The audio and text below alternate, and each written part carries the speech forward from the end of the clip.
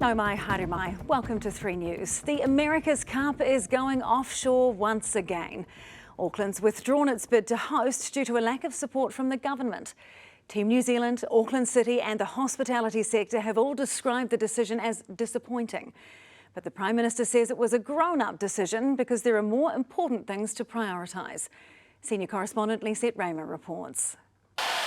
Team New Zealand is still brushing off the confetti from Barcelona. They've barely unpacked all their gear at the Auckland base, but already they're preparing to pack up and sail away again. The government sinking any chance of defending the America's Cup at home. We have a responsibility to be very grown up and responsible with taxpayers' money. But being grown up is overrated, according to some Aucklanders. It's maybe a little bit disappointing, but I guess it's due to financial reasons. It's all about the mighty dollar, unfortunately. Yeah, but very disappointing. It should be here. It brought money into the city and it brought people in and it put New Zealand on the map.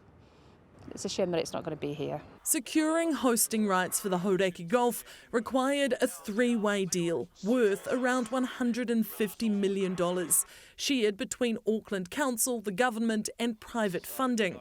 2 out of 3 were on board.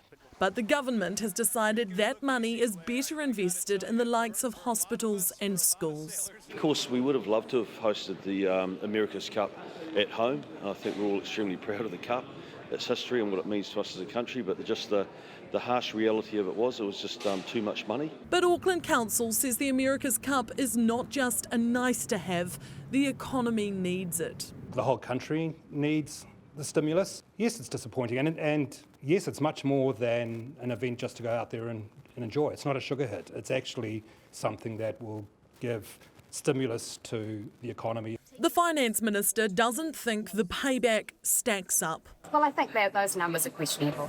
But her own numbers about the cost to government are also questionable. $75 million cost and climbing, in my view. A number reiterated by the Sport Minister. $75 million, about $75 million. $75 million. $75 million is a lot of taxpayers' money. But 3 News understands the government was asked for much less than that, closer to $50 million.